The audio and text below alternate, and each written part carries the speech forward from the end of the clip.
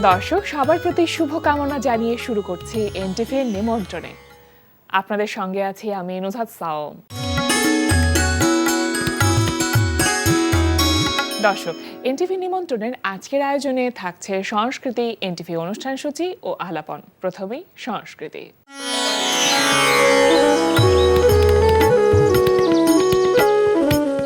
গুলশান একের radius art গ্যালারিতে অনুষ্ঠিত হচ্ছে শিল্পী প্রশান্ত কর্মকার বুদ্ধর 40তম একক চিত্রকলা প্রদর্শনী পিস। প্রদর্শনী চলবে 15 জানুয়ারি পর্যন্ত। এবার এনটিভি অনুষ্ঠান সূচি। এবার জানিয়ে দিচ্ছি এনটিভির আজ রাতের বিশেষ বিশেষ অনুষ্ঠানগুলির সময়সূচি। সন্ধ্যা 6:15 থাকছে সমসাময়িক বিষয় নিয়ে অনুষ্ঠান সংলাপ প্রতিদিন।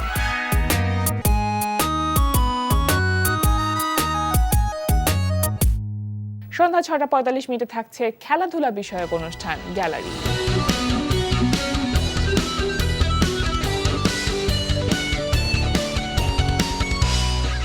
রাত 8:20 থাকছে রান্না বিষয়ক অনুষ্ঠান ফুড ক্যারাভান।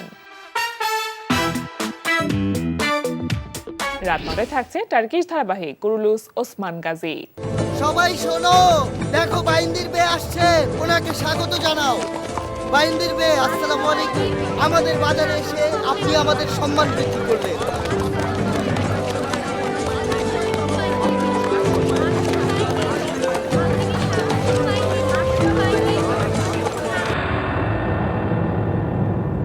রাত 9:30 থাকছে শামস করিমের পরিচালনায় ধারাবাহিক নাটক 7 কিলো 1 গ্রাম। মানুষে কি জানবে, আমি তো নাইমারে শিখে দিয়েছি যেমন করে পারিস সুরজরা আটকায় রাখ। একটা রাত যদি বাকে ফেলায় ধরে রাখবার পারি তাহলে তোমার মাইয়া ঠিকই বিষয়টা ফাইনাল করে ফেলবে। এই চান্স তো আর বারবার আসে না। হ্যাঁ, এই তোরা যে স্বার্থের লাগিয়া আপন মানুষের যে বোমাবাজ বানাস, এটাকে আমরা জানি না। কিরে, তোরা কি নাই নাই বোমাবাজ বানাইছে না? নাই নাই, আমার বই হোক আর যাই হোক, নারী জাতিদের বেইমান আমি তার নিজে প্রমাণ। রাত 11:30 সরাসরি সম্প্রচার হবে টক শো এই সময়।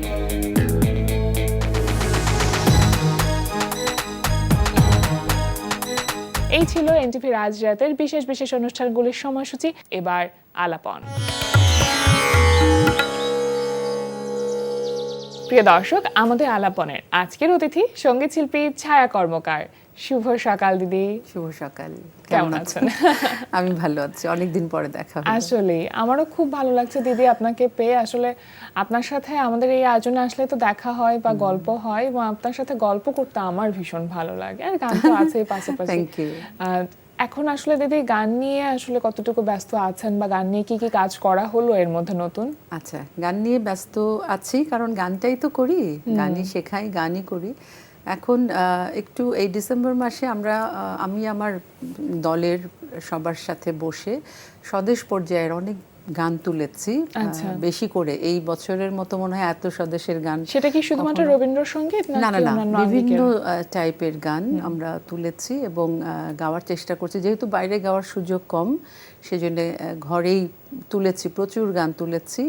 আর একটু দেশের বাইরে একটা প্ল্যান চলছে যাওয়ার, তো হয়তো ওখানেও আমরা একটু পারফর্ম করব, যে কারণে আমরা একটু তৈরি হচ্ছি। আচ্ছা, মানে রিহার্সাল গুলো নিয়মিত ভাবে হচ্ছে। হ্যাঁ, এবং আমার কাছে মনে হয় যে রিহার্সাল কোন একটা শোর আগে যখন রিহার্সাল হয় তখন নিজেকে আরেকটু ঝালিয়ে নেওয়া যায়। একদম, তাই না? তৈরি করাটা আরো বেশি অনেক পাকাপোক্ত হয়।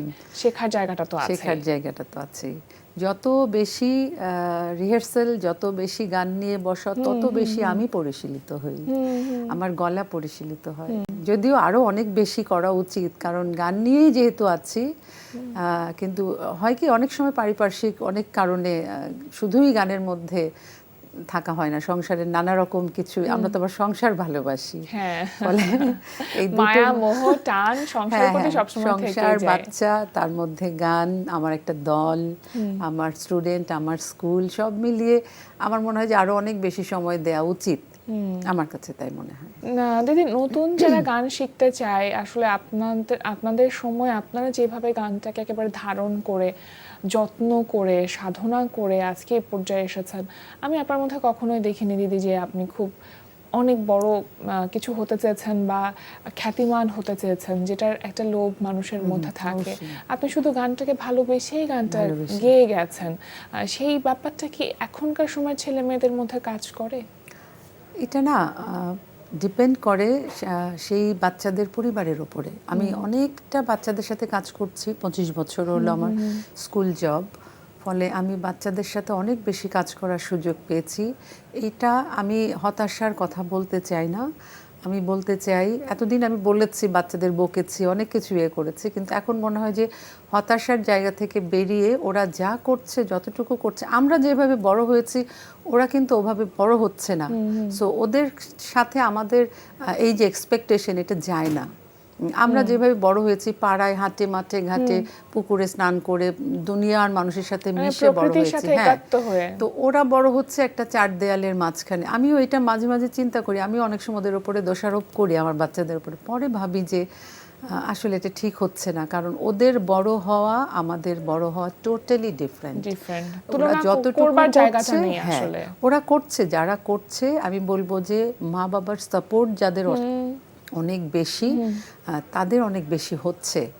এবং যেসব মা বাবারা মনে করে খুব তড়িঘড়ি করে বাচ্চাকে একটা জায়গায় পৌঁছে দেবে, সেই বাচ্চাও করে, কিন্তু একটা সময় পরে হারিয়ে ফেলে। তো বাচ্চাদেরও এখন কিন্তু অনেক বাচ্চা এখন অনেক পজিটিভলি করছে, কিন্তু ওই যে তড়িঘড়িটা একটু বেশি করে ওরা। এই জায়গাটা আমি জানি না এই জায়গাটা কবে আদৌ ঠিক হবে কিনা। হ্যাঁ, এটা ওই যে প্রজন্মের একটা চাহিদা থাকে বা সময়ের একটা চাহিদা থাকে, সেই বলে সেটা বলে তো একটা বিষয় আছে এবং ওটাকে আমরা আসলে ইগনোর করতে পারি না। যুগের তো একটা হাওয়া আছে, মানুষ বলেন না যুগের হাওয়া, তো করছে অনেক বাচ্চা খুব আবিষ্ট হয়ে করছে গুরুর কাছে বসে, কিন্তু এটা খুব কম সংখ্যায়।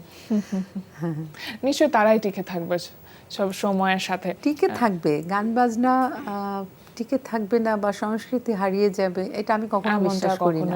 আমি বিশ্বাস করি না সংস্কৃতি কখনোই, হ্যাঁ, আমাদের উপরে অনেক কিছু আসবে, এটা সেটা ঝড়ঝাপটা সব কিছুতেই কিন্তু আসে, ব্যবসা বলো সংসারে বলো, সব জায়গাতেই কিন্তু হ্যাঁ সেটা থাকে। তো সংস্কৃতি চলে যাবে, সংস্কৃতি হারিয়ে যাবে, এটা আমি বিশ্বাস করি না। দিদি, আপনি যে ধরনের গান আমরা আপনাকে সবসময় গাইতে শুনি, স্টেজের ক্ষেত্রে ব্যাপারটা একটু অন্যরকম হয়তো, কারণ সবাই একটু বিনোদন পছন্দ করে, একটু দেখা যাচ্ছে হাই বিটের গানগুলো সবাই একটু প্রেফার করে।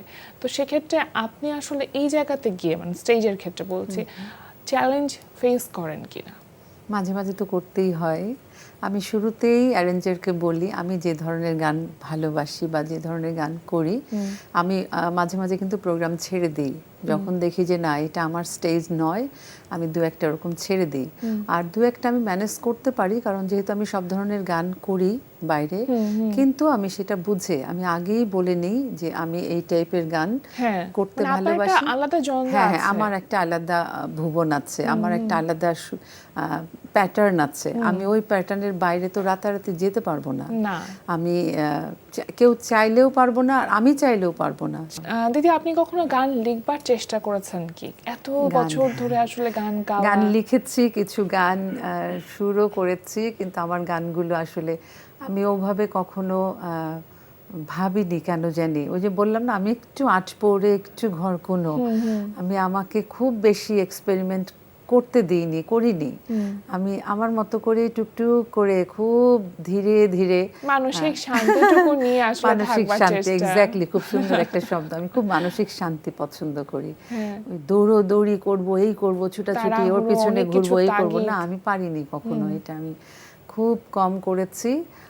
বেশ কিছু গান আমার লেখা ছিল, সুর করা ছিল, দু একটা রেকর্ডও হয়েছে, কিন্তু আমি এগুলো নিয়ে খুব বেশি কাজ করার সুযোগ পাইনি। এখন ছেলে বড় হয়েছে, এখন একটু আমি মনে হয় যে আমাকে একটু সময় দিতে পারি। দিদি, কখনো কি এই যে একটা প্রক্রিয়ার ভেতর দিয়ে আপনি গেছেন বা আপনার জীবনটাকে নিয়ে গেছেন, কখনো কি এমনটা মনে হয়েছে যে আরো অনেকে তো আপনার সমসাময়িক শিল্পীরা ছিলেন, তারা আসলে যতখানি কাজ করেছেন, সেই একটা দৌড় বা সেই একটা প্রতিযোগিতার ভিড়ে আপনার যে কোয়ালিটি, সেই জায়গাতে আপনি আজকে অন্য একটা অবস্থানে থাকতে পারতেন, সেটা কি কখনো কাজ করে? হ্যাঁ, এটা কাজ করে, এটা কাজ করতো খুব বেশি। আমি ইদানিং ওখান থেকে বেরিয়ে এসেছি। আমার একটা বড় রকমের দুঃখবোধ ছিল এটা আমি মিথ্যে বলবো না, ছিল। কারণ আমি আমার কোয়ালিটি জানি, আমি আমাকে জানি, আমি যতটুকু আমাকে জানি আমার আরো অনেকটা সামনে এগিয়ে যাওয়ার কথা ছিল। তো নিঃসন্দেহে। সেটা মনে হয় হয়নি। ওই যে আমি সবার পেছনে পেছনে ঘুরতে পছন্দ করি না, আমি আমার মতো থাকতে ভালোবাসি। তো মিডিয়াতে এটা খুব হয় যে কেউ কাউকে তুলে ধরে না। আমি যত ভালোই গান করি না। বা যত কোয়ালিটি থাকুক, কেউ কাউকে তুলে ধরে না। তাকে মানুষের সাথে ঘুরে ঘুরে তার এটা হ্যাঁ, জানাতে হয় যে নিজেরটা আমি এটা নিজেরই জানি। করতে হ্যাঁ, হয়। তো আমি এই জায়গাটায় খুব কম দৌড়েছি। আর আরেকটা জিনিস আমার এই দুঃখবোধ থেকে দূরে রাখে, সেটা হচ্ছে আমার সমসাময়িক অনেকে আছে যারা আমার মতো এতটা মিডিয়াতে কাজ করেনি, আমি যতটুকু করেছি।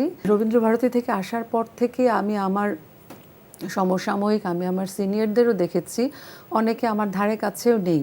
তখন ওইটা আমার খুব মানে পীড়া আনন্দের, দিত একরকম। হ্যাঁ হ্যাঁ, আনন্দের জায়গাটা ওইটা যে আমি তো তাও কাজ করেছি, অনেকটা মানুষের কাছে যাওয়ার সুযোগ হয়েছে। কিন্তু আমার সমসাময়িক বা আমার সিনিয়র যারা আছে অনেকে এইটুকু আমার এইটুকু আসার সুযোগ হয়নি। মানে আপনি কম্প্রোমাইজ না করে বা নিজের মার্কেটিং করবার চেষ্টা না করেই আপনি আসলে এক্স্যাক্টলি যে জায়গাটা তৈরি করতে পারছেন। এটা একদম খুব ছোট্ট পরিসরে আমি আমার মতো করে আছি। দিদি, আপনি যখন গান শেখাতে যান বাচ্চাদেরকে, তখন আপনি যেসব গুরুদের কাছ থেকে তালিম নিয়েছেন তাদের প্রভাব তো অবশ্যই থাকে, কিন্তু আপনার নিজেরও একটা স্বকীয়তা আছে। আমার কাছে মনে হয় এটাও একটা সৃষ্টিশীলতার জায়গা। একটা মানুষকে আমি যখন শেখাচ্ছি তখন আসলে কিভাবে শেখাচ্ছি, এইটা আপনি কিভাবে করেন? এই প্রসেসটা আপনার ক্ষেত্রে কেমন? এটা অবশ্যই আমার গুরু মায়েরা তো আমার মাথার উপরে থাকেন, অবশ্যই ওই প্যাটার্নটা তো আছেই, সাথে আমার স্বকীয়তা তো আছেই। আমি আমার গুরুর বাইরে, কিন্তু আমি তো তৈরি হয়েছে আমার গুরুর কাছে বসে বসে, ওইটা তো থাকেই, ওইটার সাথে আমি আমার কিছু স্বকীয়তা, হ্যাঁ, এটা নিজের মিশিয়ে কিছু ভাবনা, সেটা মিলিয়েই করানোর চেষ্টা করি। আপনার একদম অবসরটা কিভাবে কাটে? গানের সাথে তো আমার না সবসময় থাকেন। অবসর বলে কিছু নাই, আমি অনেক চেষ্টা করি। আমি একটু টেলিভিশন দেখি। আচ্ছা, টেলিভিশন দেখি বলতে আমি গানের কিছু প্রোগ্রামস হয় ওগুলো একটু দেখার চেষ্টা করি। ইভেন শুধুই গান নয়, কিছু ডান্স শো আছে। আমি বাচ্চাদের, এখনকার বাচ্চাদের ট্যালেন্ট দেখি, বাচ্চারা কীরকম ট্যালেন্ট, গান বলো, নাচ বলো, এই শোগুলো আমি একটু দেখার চেষ্টা করি। জানি অনেকটা সময় চলে যায়, আমার অবসর বলতে এইটুকুই। আর নিজের সময়। হ্যাঁ, একটু বেড়াতে ভালোবাসি, খুব যে বেড়াতে যাই বাইরে তাও না। আমি আমার স্টুডেন্টদের সাথে একটু গালগপ্প, আড্ডা, খাওয়া দাওয়া, এগুলোই আমার বিনোদন। জীবন যত সহজ হবে তত বেশি সুন্দর। যদিও এই সহজ জীবনের আগে আসলে একটা কঠিন সময় পাড়ি দিতে হয়। সুন্দর একটা কথা বলেছো, জীবন যত সহজ জীবন তত সুন্দর। এটা আমি বরাবর শুরু থেকেই আমি আমার জীবনকে সহজ করতে চেয়েছি। সেটাই, এবং আমার কাছে মনে হয় আপনি সেটা একদম সার্থক সেই জায়গাতে, নিজের জীবনটাকে সহজভাবে আমি কতটুকু সার্থক জানি না, কিন্তু আমার মনে হয় যে আমি অনেকের থেকে শান্তিতে থাকি, কাজ কম করি। এবং সেই প্রশান্তিটা আমরা পাই দিদি যখন আপনি আসেন আমাদের আয়োজনে। আপনার কথার মধ্যে, আপনার গানের মধ্যে, আপনার সুরের মধ্যে সেই প্রশান্তিটা আমাদেরকেও অনেক প্রশান্তি দেয়। খুব ভালো থাকুন, শান্তিতে থাকুন। অনেক ধন্যবাদ, তুমিও খুব ভালো থেকো। Thank you. প্রিয় দর্শক, আমরা চলে এসেছি অনুষ্ঠানের শেষ প্রান্তে। অনুষ্ঠান সম্পর্কে আপনার মতামত জানাতে মেইল করুন ntvnimontrone@ntvbd.com। বিশ্বের যে কোনো প্রান্ত থেকে যে কোনো সময় NTV নিমন্ত্রণে দেখতে ভিজিট করুন আমাদের পূর্ণাঙ্গ ওয়েব পোর্টাল www.ntvbd.com। এছাড়া এনটিভির সব জনপ্রিয় অনুষ্ঠান ও খবরের আপডেট পেতে ভিজিট করুন আমাদের ইউটিউব চ্যানেল ও ভেরিফাইড ফেসবুক পেজে। সবার মঙ্গল কামনায় আজকের মতো এখানেই শেষ করছি। সবাই ভালো থাকুন, সুস্থ থাকুন, সুন্দর হোক আপনার প্রতিটি মুহূর্ত।